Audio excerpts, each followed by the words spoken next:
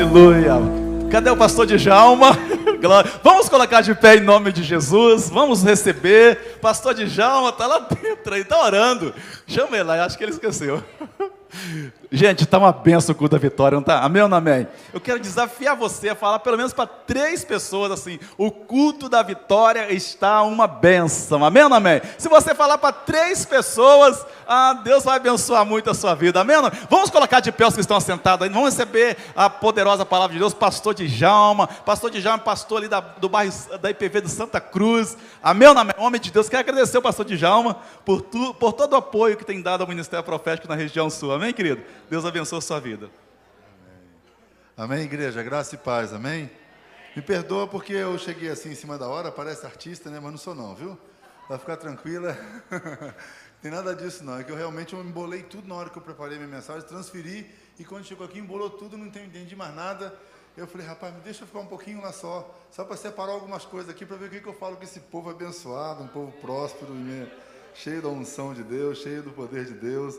E para a gente é uma alegria estar aqui. O pastor Sebastião nos convidou e eu logo procurei de escalar alguém para poder estar lá no meu lugar hoje. A igreja também lá está uma bênção em Santa Cruz. Deus está movendo tremendamente, salvando muitas vidas. Tem sido um tempo preciosíssimo ali, amém? E eu quero neste momento convidar você, a gente está meditando na palavra de Deus, no livro do profeta Daniel, capítulo 1, amém? Capítulo 1, profeta Daniel. Eu sei que já ministraram aqui bastante sobre esse assunto, viu? Mas eu não estava aqui para ouvir, eu não sei o que falaram. Se de repente eu repetir, pensa que talvez, poxa, o pastor está batendo na mesma... Aí é ossos do ofício, tá? Quem sabe você está precisando ouvir 2, 3 vezes a mesma palavra, amém? Se não foi isso, então louva a Deus, porque é Deus falando contigo também, porque uma coisa tenho certeza, eu não sei de nada. Amém? Glória a Deus, né? Louvado seja o nome do Senhor. Amém. Eu gostaria da gente ir conversando sobre esse capítulo assim aos poucos, mas eu quero ler apenas os 3 primeiros versículos com vocês, né? Desse livro tão especial, que tem conotação tanto histórica como profética. Daniel, ele se divide em 2 partes, ele tem tanto um peso muito forte na questão histórica, como livro, mas também como na questão profética, e principalmente profética nos últimos dias, nos dias em que nós estamos vivendo. Daniel profetizou há 600 anos antes de Cristo, isso é, há 2.600 anos atrás, ele já estava profetizando, já estava declarando aquilo que Deus haveria de fazer em nossos dias, e diz: no 3º ano do reinado de Jeoaquim, rei de Judá, Nabucodonosor, rei da Babilônia, veio a Jerusalém e a sitiou. E o Senhor entregou Jeoaquim, rei de Judá, em suas mãos, e também alguns dos utensílios do templo de Deus. Ele levou os utensílios para o templo do seu Deus, na terra de Seneá, e os colocou na casa do tesouro de Deus. Depois, o rei ordenou a Aspenaz, chefe dos oficiais da corte, que trouxesse alguns dos israelitas da família real e da nobreza. Amém? Graças a Deus. Pode sentar, em nome de Jesus. Primeiro passo que a gente observa aqui de uma maneira muito comum, quando ele fala que no 3º ano do reinado de Jeoaquim. Joaquim era um rei que reinou por um período um pouco antes, que ele começou a reinar uns 3 anos antes, na verdade, de Jerusalém ser sitiada. E logo depois que Jerusalém foi sitiada, ele também foi levado. E aí o que acontece? No ano 3º que ele colocou, ano 3º do rei Joaquim, 605 mais ou menos antes de Cristo, e de acordo com esse sistema cronológico dos escritos de Daniel, a gente chega à conclusão que o rei Joaquim, ele teve alguns problemas sérios com relação à nação de Israel. E no versículo 2, a Bíblia diz que o Senhor entregou Joaquim, rei de Judá, nas mãos, e também alguns dos utensílios do templo Deus deixou à disposição do rei ali. Isso foi um processo muito delicado. Por que Deus entregou? Né? O Daniel enfatiza a soberania de Deus aqui. Deus é soberano, Ele está acima de tudo e de todos, amém?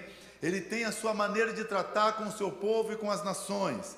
Jerusalém não sucumbiu simplesmente por causa do rei ser um rei poderoso.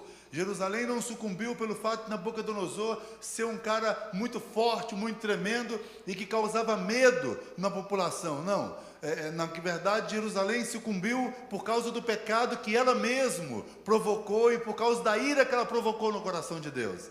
Há dias atrás eu fui fazer uma visita a uma família e quando cheguei lá, o esposo já há uns 5 meses não vai na igreja, e ele estava muito chateado. Ele falou: pastor, eu não posso me contentar de maneira nenhuma pelo fato de ver pessoas assim prosperando, pessoas até não crentes, enquanto eu estou malhando, ralando aqui, estou trabalhando numa função fora da minha esposa desempregada, a gente passando um aperto muito grande. O que o senhor tem para justificar quanto a isso? E tem certo momento que as pessoas colocam a gente contra a parede, né? E aí eu não fico sem, eu confesso que eu não tenho assim resposta para tudo, e eu fiquei assim meio extasiado naquele momento. Falei: rapaz, a porta dele estava um pouco aberta.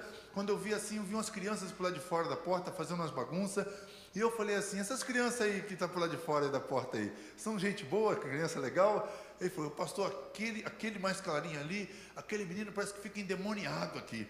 Eu fico nirado com ele. Eu falei: por que você não pega, dá uma coça nele, rapaz, mete o pé nele, dá uns pontapés, um soco nessa criança logo?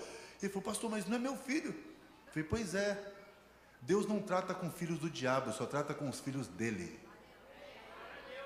Deus não tem compromisso com os filhos das trevas, tem compromisso com os filhos dele. O diabo pode tratar bem os filhos dele aqui para depois levar para o inferno. Agora Deus quer tratar bem de você para te levar para o céu. O propósito de Deus é diferente. Deus não tem compromisso com as trevas e nem com os filhos dos outros. Assim como você não tem autoridade para poder corrigir filho de ninguém, Deus também não corrige filho dos outros. Deus só corrige os filhos dele. Então, se você estiver sendo corrigido como nação, como povo, como igreja, fique sabendo, porque você é um escolhido de Deus.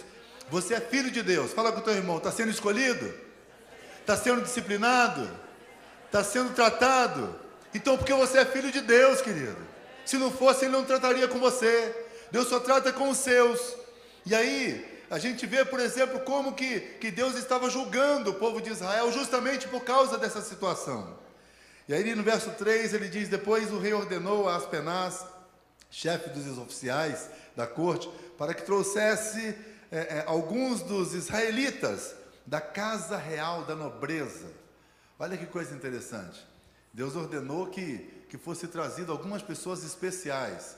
Deus mandou que trouxesse a nata da casa nobreza. Aí ele diz que naquela época os monarcas, né, a monarquia oriental, eles tinham por comum separar algumas pessoas ou alguns casos era obrigado, em alguns casos também eram voluntários. As pessoas se tornavam eunuco para cuidar do harém do rei, cuidar das mulheres do rei. O rei não poderia confiar de maneira nenhuma um homem que tivesse sua venerilidade natural tratando com as mulheres. Pela própria natureza, esse homem não suportaria. Então, por esse motivo, o rei ele teria um processo que tornava o homem eunuco, isto é, ele castrava o homem para que o homem pudesse cuidar das mulheres sem poder causar nenhum tipo de ameaça a elas. E ali, naquele instante, as pessoas quando eles chegavam a uma condição dessa e era escolhido, era uma pessoa muito bem tratada. Era uma pessoa que, o eunuco geralmente ele era tido como oficial do rei. O rei costumava, por exemplo, se aconselhar com os eunucos, porque eles se preparavam bastante, eles tinham todo um cuidado, eles tinham que tratar bem as pessoas, as mulheres pelas quais o rei tinha separado. E algumas pessoas chegam até a especular pensando que Daniel e os seus amigos, seus irmãos, eram também eunucos, mas não tem nada que comprova isso, porque a gente não vê na Bíblia assim a geração de Daniel, a gente não vê filhos de Daniel. Fala algumas coisas com relação a filhos de Israel, mas no texto quer dizer, na verdade, a nação mesmo de Israel. Mas é interessante como isso aconteceu, né? No versículo 4 e 5 ele diz: jovens sem defeito físico, de boa aparência, cultos, inteligentes, que dominassem os vários campos do conhecimento e fossem capacitados para servir no palácio do rei. Ele deveria ensinar-lhes a língua e a literatura dos babilônicos, de sua própria mesa. O rei designou-lhes uma porção diária de comida e de vinho, e eles receberiam um treinamento durante 3 anos, e depois disso passaria a servir o rei. Então não era qualquer procedimento, né? Se um rei qualquer, se um rei pagão tem exigências para aqueles que vai servir a ele, imagina o rei dos reis, imagina o senhor dos senhores, imagina aquele que domina sobre todas as coisas. Por isso mesmo, acho que ele não encontrou, por exemplo, nos bodes, nos carneiros, nos bois, assim, nada que pudesse nos preparar a ponto de sermos, por exemplo, o que qualquer rei comum exige. Então ele mandou o próprio filho, o seu filho Jesus, para que através do sangue dele, para que através da perfeição dele, para que através da santidade dele, pudéssemos servi-lo com toda a integridade. Hoje nós somos chamados a ser algo assim semelhante a Jesus, a sermos, por exemplo, alguém que verdadeiramente esteja assim expressando aquilo que Jesus é, expressando a santidade de Jesus, expressando a meiguice de Jesus, o amor de Jesus. É isso que ele quer que nós façamos. Então, por isso, Senhor, somente o Senhor Jesus. Não tem como, por exemplo, você espelhar-se, por exemplo, num bode, num bezerro, alguma coisa assim. Tem que espelhar naquele que é perfeito, naquele que pode algumas coisas. Então, algumas informações de alguns entendidos naquele momento, né, no conhecimento a respeito da educação e tudo, precisava ser pessoas letradas. Na ocasião, existiam algumas línguas que predominavam ali. O idioma da maior parte da Mesopotâmia era o acadiano. Então, eles precisavam de pessoas que tinham domínio. Não era qualquer pessoa que conseguia, por exemplo, compreender outras línguas com facilidade. E de repente eles viram naqueles 4 pessoas, naqueles 4 jovens, capacidade, por exemplo, para poder ser um tipo de pessoa assim. Então separaram eles e eles foram servir o rei. Eles foram separados com aquele propósito, mas houve um embargo, né? Houve um problema naquele momento ali. Eles não poderiam, eles tinham que ser tratados de uma forma excepcional. A Bíblia diz que o rei separou da mesa dele, separou da comida dele, separou do melhor que o rei tinha para poder dar àqueles rapazes. Mas Daniel não veio, por exemplo, apesar de estar vindo no meio de Israel, apesar de estar vindo do meio da igreja, mas Daniel estava vivendo um contexto de um rei corrupto. Joaquim estava vivendo debaixo de uma corrupção, por isso que Deus tirou ele de lá, por isso que Deus permitiu esse tipo de situação e de cativeiro para o povo de Israel, por causa da liderança, por causa do rei. E naquele momento, Daniel não tinha, por exemplo, uma referência de alguém que estivesse sobre ele, para dizer assim, olha, eu estou aqui porque eu tenho um aprendizado, eu tenho uma postura, eu tenho um conceito, não é isso? Eu tenho um legado do meu rei. Não, o rei, ele estava debaixo de juízo de Deus, ele estava debaixo de um juízo. Então, isso me leva a entender que quando queremos servir a Deus, quando desejamos, quando amamos mesmo a Deus, olha, nada nos impede.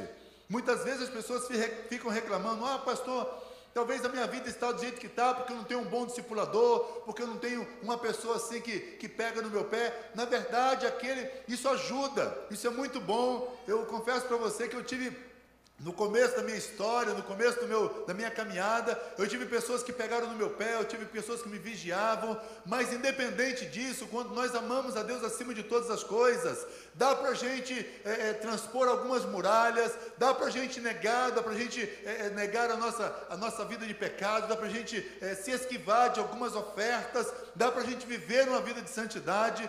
Claro que ajuda quando temos alguém que nos dá um empurrão, alguém que nos dá uma capacitação, mas isso não é tudo.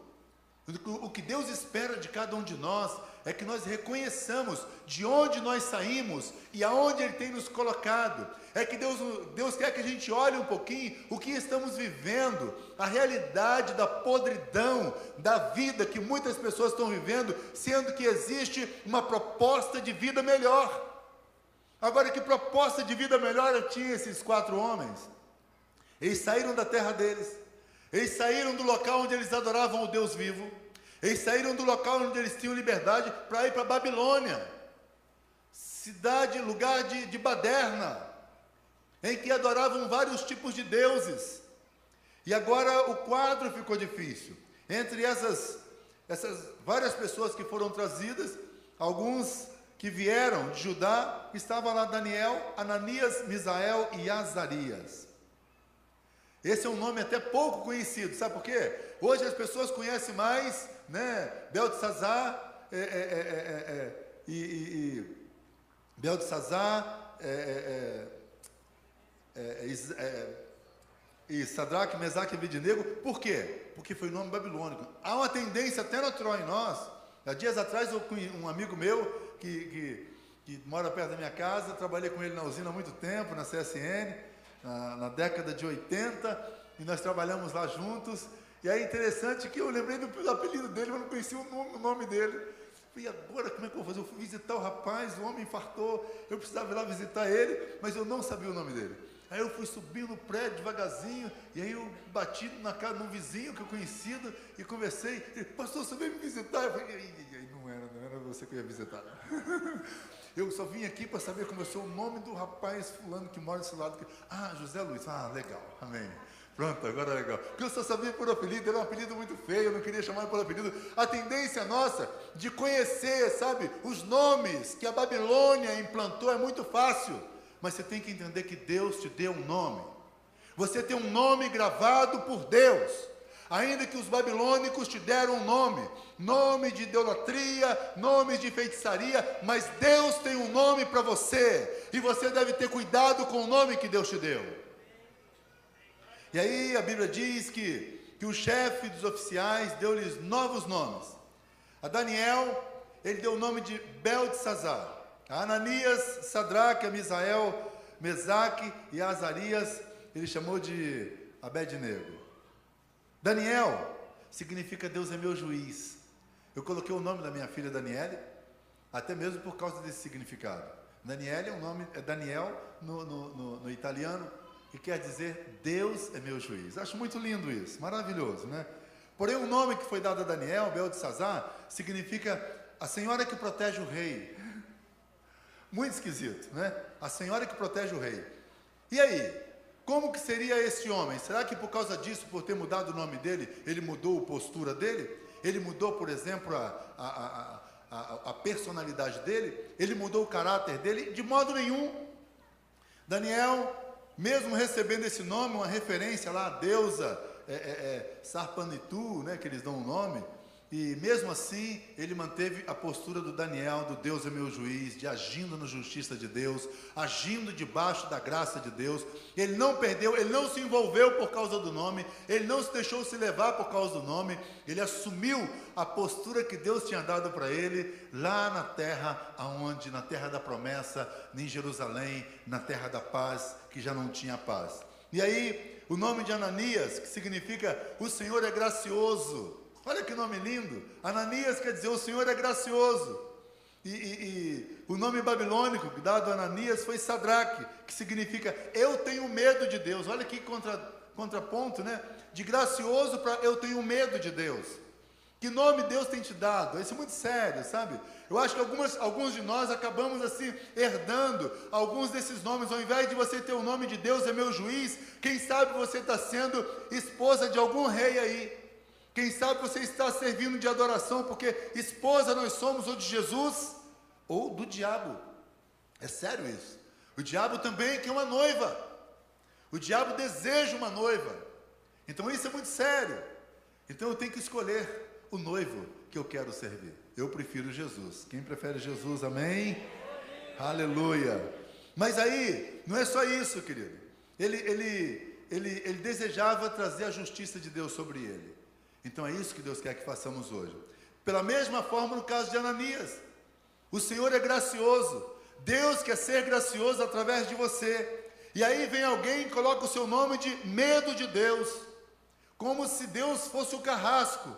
Como se Deus fosse algo assim terrível. E algumas pessoas passam a servir a Deus, passam a correr para a casa de Deus, passam a correr para a igreja, até mesmo com medo de Deus castigá-lo. Deus ama você. Fique sabendo disso. O amor dele para com você é algo fenomenal, a ponto de ele ter enviado o próprio filho para morrer por tua causa, por minha causa. Deus nos ama acima de todas as coisas, querido, assim, nos ama tremendamente. Deus nos ama a ponto de ter sacrificado o próprio filho por nós. Então não compensa de forma nenhuma ter o nome mudado. Medo de Deus, coisa nenhuma. O nome de Misael significa quem é o que é Deus. E quem é o que Deus é o significado do nome de Misael. Na Babilônia, ele recebe o nome de Mesaque, que significa eu sou de pouca expressão. Olha que coisa tremenda. Quantas pessoas estão vivendo essa realidade? Você nasceu para expressar quem é Deus. Você nasceu para expressar a grandeza de Deus. Você nasceu para expressar, de nem mesmo sentar no banco de um templo como esse. A expressão foi tão forte que o diabo tentou implantar na sua vida, que hoje você não acha digno de ser chamado filho de Deus. Quando isso é feito por humildade, ele diz que nós somos imagem e semelhança de Deus.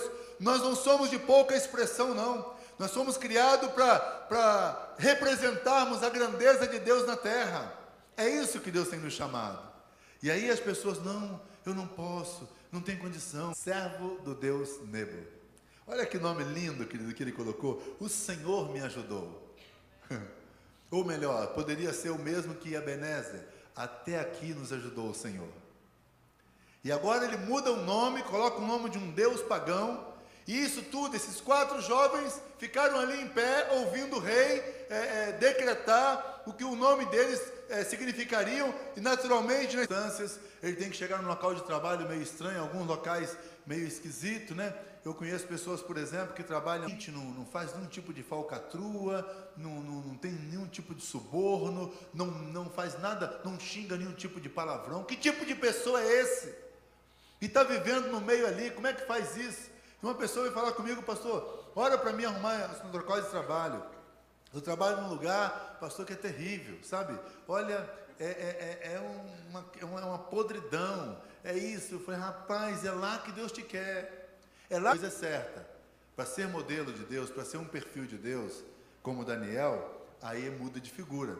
A Bíblia diz no versículo 8 que Daniel, contudo, decidiu, depois de ter recebido esses nomes, depois de ter sido tratado dessa forma, depois de ter chegado na presença do rei, a Bíblia diz, Daniel decidiu. Então não foi nem Deus que falou com ele, não veio um anjo do Senhor e revelou para ele o que ele deveria comer ou não.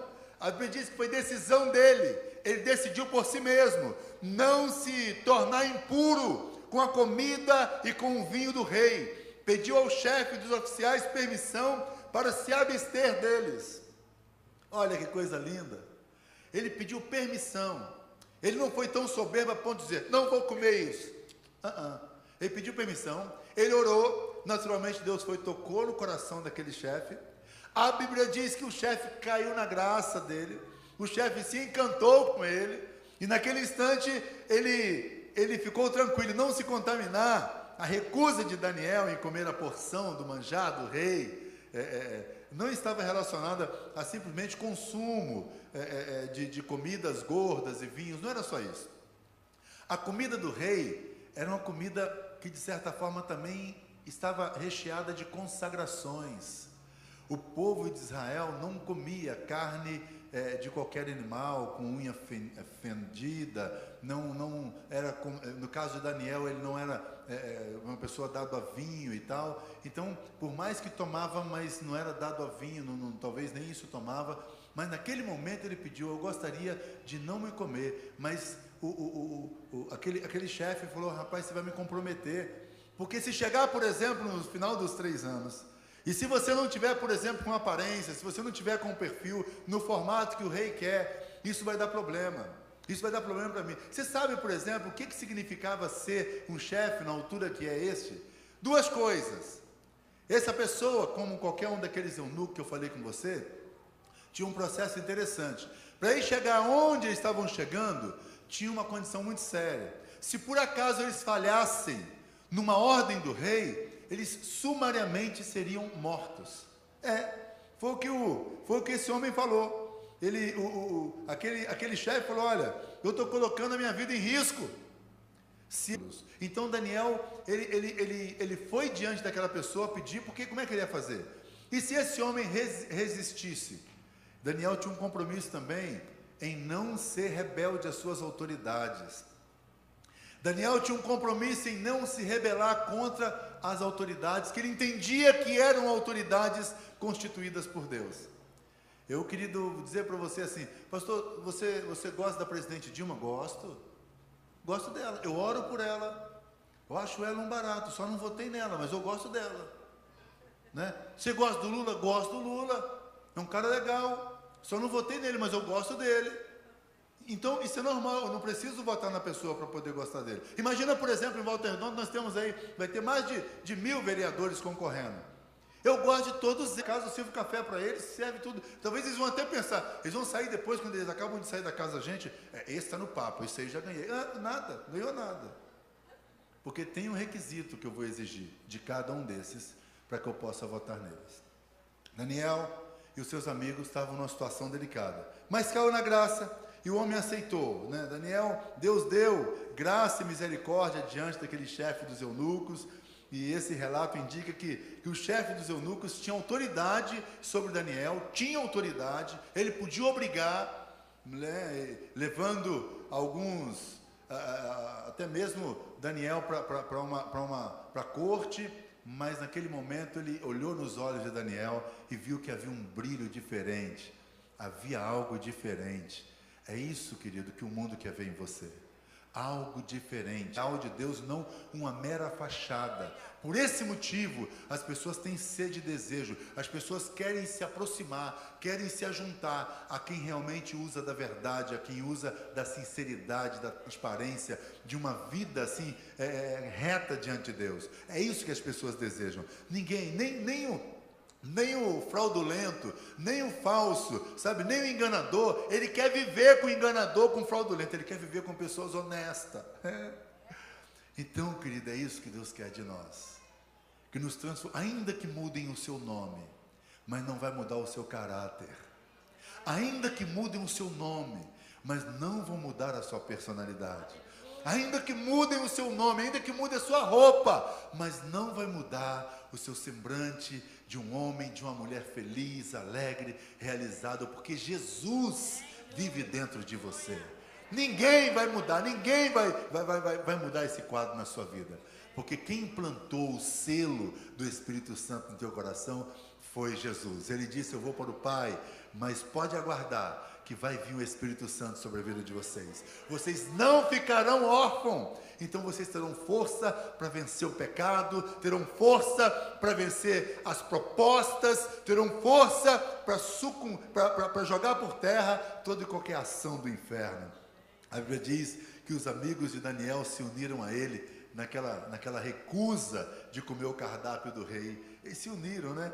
Isso é muito interessante. Mesmo se arriscando a cabeça, mesmo colocando em risco a vida deles. A Bíblia diz que eles passaram por 2 processos. Passaram pela cova dos leões e passaram pela fornalha. Interessante que em momento algum a gente vê esses homens clamando a Deus, pedindo livramento.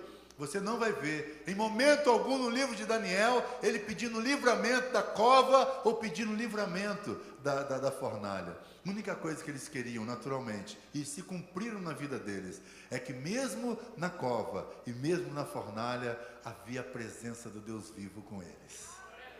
É isso que basta para nós. Se Deus estiver com você no desemprego, é melhor do que sem Deus no emprego. Se Deus estiver com você no leito de hospital, é melhor do que você com saúde aqui fora. Se Deus estiver com você no momento de crise, no meio de luta, é melhor Deus contigo ali do que você numa paz sem Ele. Então nós temos que fazer as nossas escolhas. E Deus está te chamando você para fazer essas escolhas hoje. Se trocaram o teu nome, se tentaram mudar a sua história, se tentaram implementar alguma coisa, não faz diferença, porque o teu Deus, Ele conhece você pelo nome que Ele te deu. Você não precisa ficar gritando, eu não aceito, eu rejeito, não precisa fazer isso, porque o teu Deus conhece o nome que Ele te deu. Amém? Eu fico maravilhado porque baseado na minha própria história, né? Uma história de quem de repente não teria nada para dar certo. Não teria mesmo. Confesso para você que depois, ainda bem que eu vim conhecer isso bem depois, há pouco tempo agora, inclusive, alguns detalhes que eu vim conhecer de como foi o meu processo de adoção, né? E eu fiquei maravilhado, ainda bem que eu não conheci naquele tempo atrás, mas eu fico maravilhado com tudo isso. Eu não tinha nada para dar certo. Eu tinha tudo para dar errado, eu tinha tudo para terminar um processo muito diferente do que eu estou hoje. Não estou terminando não, viu? Tenho muitos anos de vida ainda, o cabelo está branco, mas não penso que eu vou morrer não. Eu vou fazer enterro de muita gente aí, guarda aí. A bem da verdade é que, contudo, eu quero dizer para você que havia uma proposta do diabo em me derrotar e me detonar. Mas o meu nome permaneceu, porque está escrito no livro da vida. Eu tomo posse dessas coisas a cada dia. Eu assumo aquilo que Deus me prometeu a cada dia. Eu reivindico as promessas dele. Não é porque eu mando em Deus, não. É porque ele me prometeu. E se ele me prometeu, ele me dá o direito a reivindicar. E eu não preciso ficar reclamando com A ou B. Eu não preciso ficar correndo dali para cá. Não preciso disso. Sabe, eu não preciso disso. Dias atrás, uma jovem chegou ali em casa e correndo. Pastor, o senhor podia orar por mim? Eu falei, não, posso não. Ele falou, pastor, por que não? Que eu vou orar para você, você vai continuar no pecado? Não vou orar não. Vai me desculpar, já orei algumas vezes. Vou orar não. Mas eu estou precisando de oração. Se está precisando, vai procurar outro, porque eu não vou orar não. Chega! No seu caso, não é caso de oração, é de posição, tomada de decisão. Você toma decisão como esses homens tomaram, e a sua vida está resolvida. Eu aprendi agora que eu preciso buscar a Deus e viver diante dele, me aproximar bem pertinho dele, que o resto ele faz para mim. Ele me livra, ele faz tudo o que tem que fazer. Ele me dá livramento de coisas que eu nem imaginei, nem sei. Se alguém fala, rapaz, quase que o carro te pegou. Tá jóia, querido, eu estou andando por aí, deixa o carro pegar. Rapaz, o tiro passou aqui, deixa passar, rapaz, eu estou tranquilo. Não se preocupa com essas coisas, porque eu sou guardado por ele. É isso que eu quero que você viva. A realidade de Deus é essa para você. Não viva ansioso, faça como esses meninos fizeram.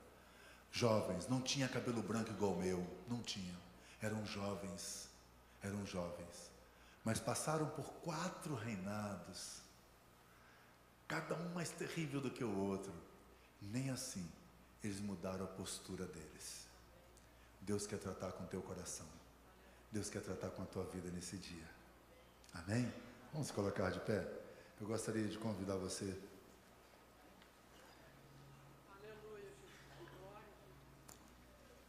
Eu gostaria apenas de dizer para você que Deus ele tem algo diferente, sabe? Deus deu conhecimento e inteligência a todas as leis, devassa, terrível.